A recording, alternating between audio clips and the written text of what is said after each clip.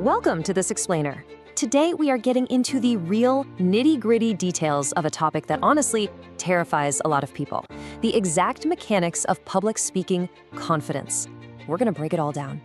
You know, instead of treating confidence like this magical, mysterious trait you're either born with or you're not, the source material we're looking at today tears it down to the studs. It shows us exactly how confidence is constructed and engineered piece by piece way before you ever even step up to a microphone. It's a total game changer.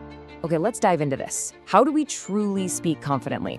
It's kind of the ultimate question in the professional world, right? We all want that. We all want to stand up, deliver our message, and have the audience hanging on our every word without a single tremble in our voice. But, as we're about to see, true confidence, it doesn't actually start when you open your mouth. It starts long before that.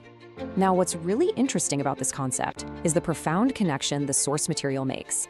It explicitly states, in order to speak confidently, we need to strategically plan the message to be communicated. Think about that for a second. It literally links an emotion, confidence, directly to a concrete action, strategic planning.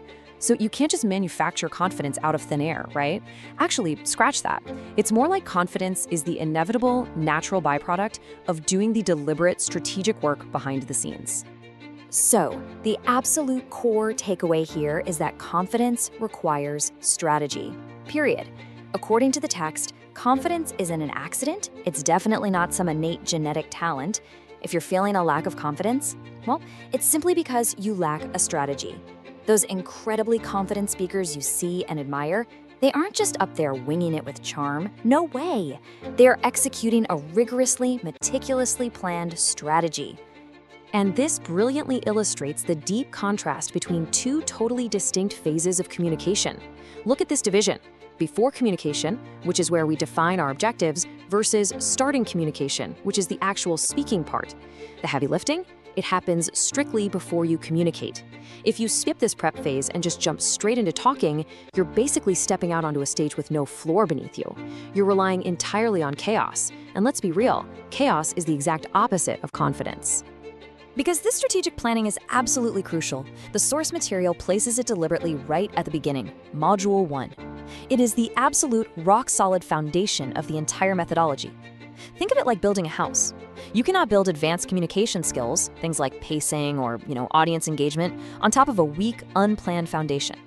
If your strategy isn't locked down in this very first step, the whole shebang eventually collapses under the pressure. So, the text presents this as a very strict chronological process arc. Step 1, learn to define objectives. Step 2, start communication. It's a completely linear journey. You can't reverse these, and you definitely can't do them at the same time. Step 1 is a strict, non-negotiable prerequisite to Step 2. You have to lock down exactly what you were trying to achieve before you utter a single syllable. So the crucial point is really dwelling on that word before. The text says you have to learn how to define objectives before starting any communication. It doesn't suggest just kind of figuring out your goals as you go along. It demands that they are completely defined prior to the event. According to this framework, starting to speak without clearly defined objectives isn't just, a minor oversight. It is a total strategic failure. But what does that actually mean? Well, defining objectives is that deliberate, prerequisite act required to strategically plan your message. It means actively deciding what success looks like for your specific communication. But how do we actually do that? Well, the source material doesn't just leave us hanging with some high-level theory, it actually gives participants a highly specific, totally actionable tool to nail this exact prerequisite. Let's move to and see how this builds, because we've established that confidence requires planning, right? And planning requires defining objectives. So, drumroll please, we arrive at the specific core framework given to participants. This is the exact mechanism designed to ensure you can execute this strategy flawlessly every single time you prepare to speak. And here it is, the principle of SMART. Our source material elevates this as the absolute gold standard for defining your communication objectives. Now, we aren't going to get bogged down in the individual letters right now. What matters is how it's used as a planning mechanism. By applying the SMART principle, you ensure your objectives aren't just vague wishes. They become sturdy, strategic pillars.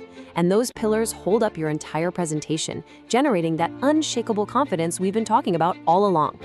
Which brings us to a final, really important thought for today's explainer. Will you strategically plan your objectives using the SMART principle before your next important communication? The source text makes it crystal clear that the choice is entirely up to you. You can wing it, or you can do the quiet, strategic work beforehand. So before your next big presentation, remember Module 1, define the objective, and watch how that preparation transforms directly into absolute confidence. Thanks so much for joining me on this deep dive.